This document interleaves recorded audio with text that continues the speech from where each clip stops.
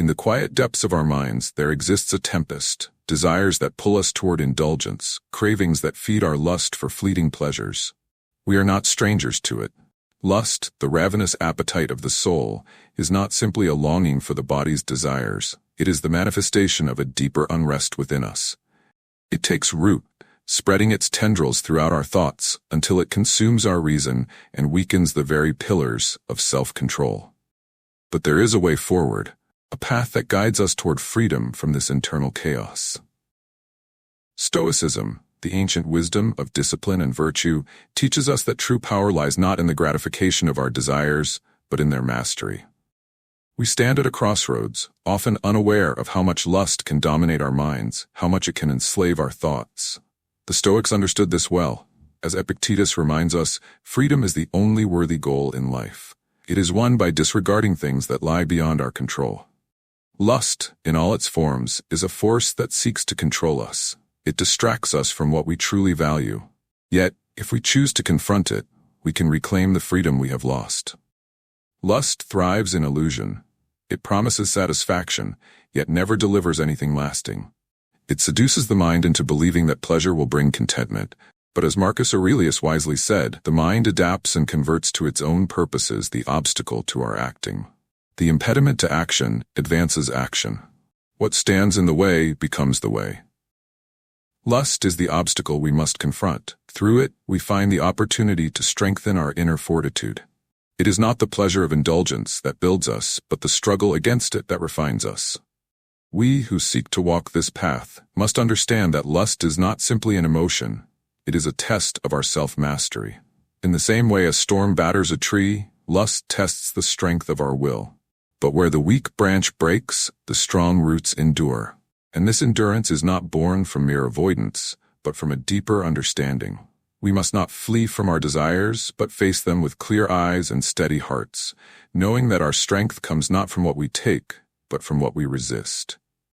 Seneca, another Stoic master, once wrote, "No man is free who is a slave to his body." The pursuit of lust chains us, drags us into the depths of distraction, and leaves us disconnected from what truly matters, our reason, our virtue, our purpose. We must remember that lust does not merely seek to possess the body, it seeks to claim our mind, making us believe that we are powerless against it. But this is a lie, for the Stoic knows that our mind is sovereign, and that sovereignty is achieved through self-control. The true power of Stoicism lies in its simplicity.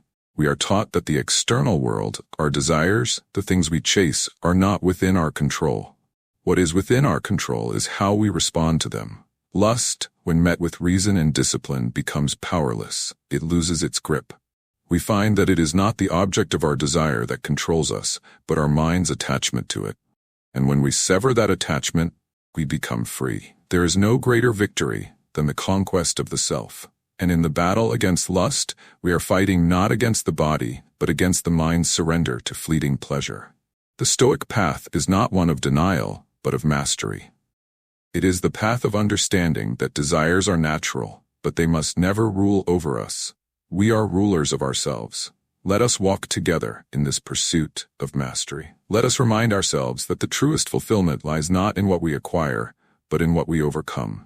The Stoic philosopher Musonius Rufus said it best: "The man who has practiced philosophy as a cure for the soul becomes self-controlled." This is our cure. In self-control, we find peace. In peace, we find strength. And in strength, we find freedom from the chains of lust. The storm of lust may rage within us, but we are not helpless. We are warriors of the mind, standing firm in the face of the tempest, knowing that we hold the power to shape our destiny. The Stoic way is not the path of least resistance. It is the path of greatest fortitude. And in that fortitude, we find ourselves not only free from lust, but from all that seeks to control us. Let us walk this path with clarity, with purpose, with the unshakable knowledge that we are greater than the sum of our desires. We are Stoics. We are masters of ourselves.